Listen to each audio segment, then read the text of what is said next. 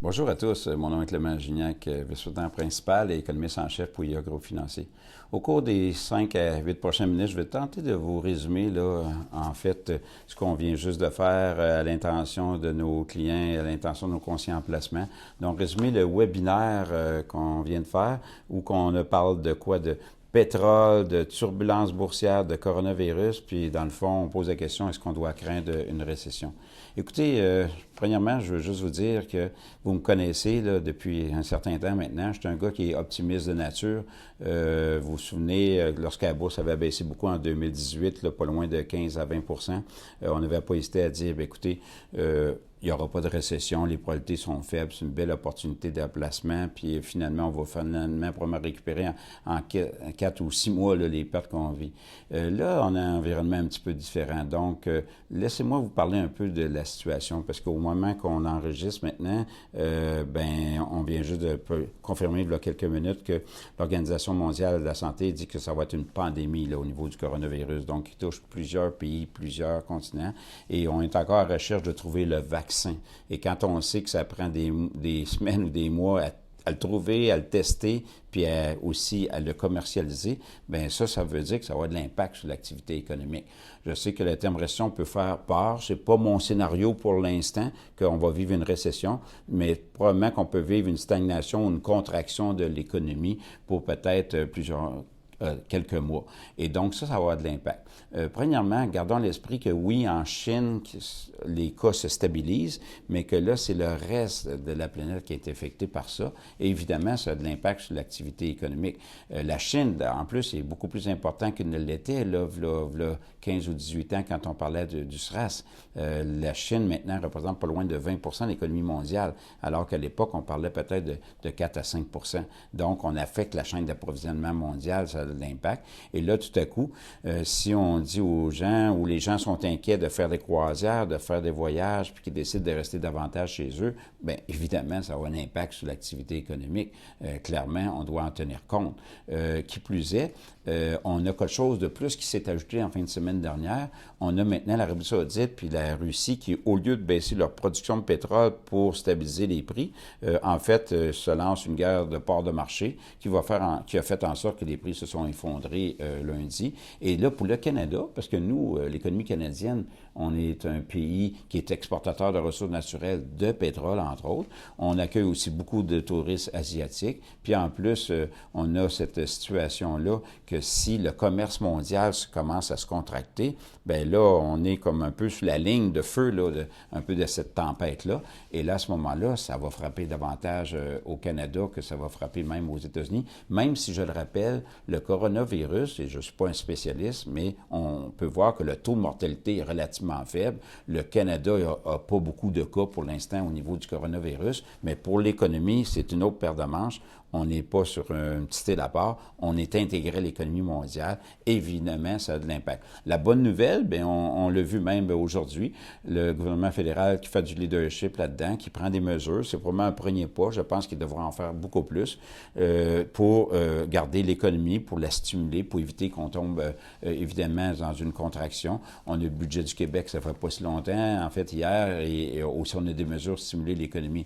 Mais clairement, c'est clair qu'on devra mettre l'épaule à la roue pour éviter qu'on tombe dans une récession mondiale.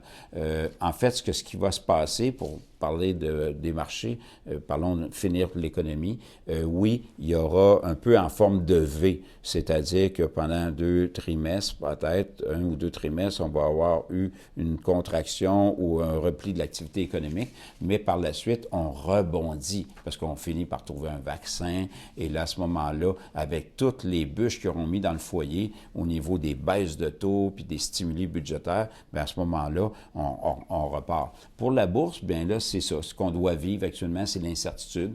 Là, 3-4 semaines, il y a peut-être juste M. Trump qui pensait que les États-Unis ne seraient pas affectés par le coronavirus. Bien, on voit que c'était propagé, ça a des impacts aux États-Unis. Là, vous savez, des corrections boursières, il y en a eu plusieurs depuis 1950. Là. On a eu pas loin, au-delà d'une trentaine. 2 fois sur 3, ça s'arrête là. C'est une correction peut-être de 10, 15, 18 puis ça rebondit, puis tu récupères tout dans les 8 à 10 mois subséquents.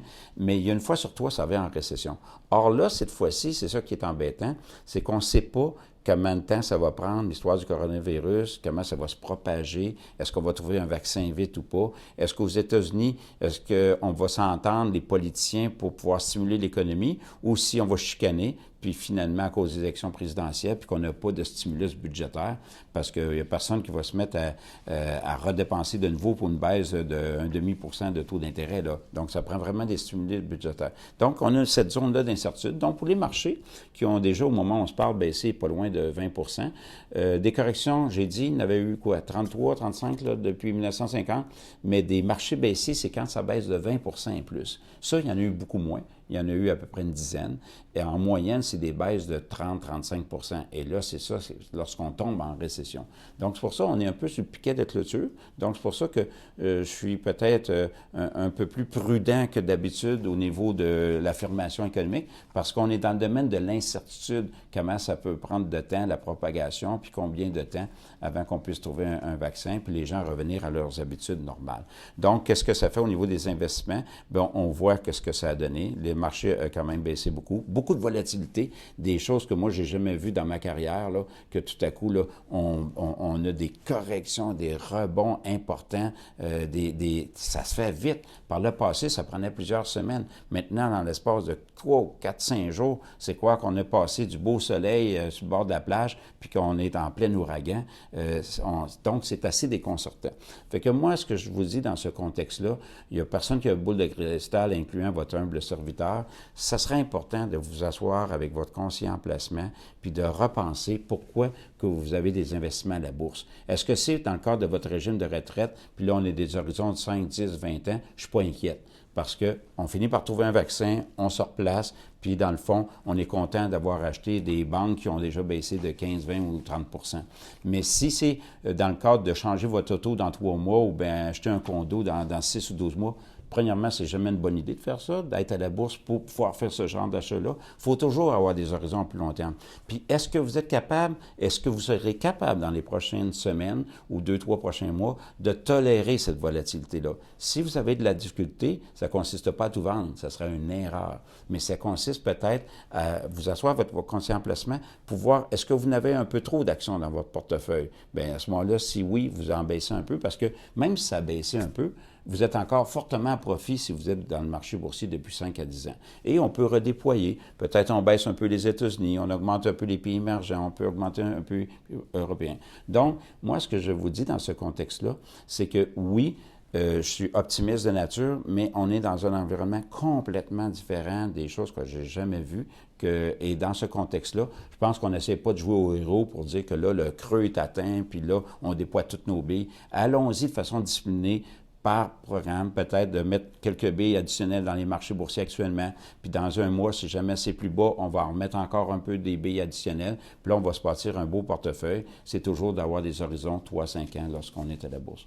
Donc, j'espère que ça vous aura donné des idées. On va associer également les graphiques qu'on utilise à notre Facebook, et là-dessus, on va vous souhaiter une belle journée et une bonne réflexion. Merci.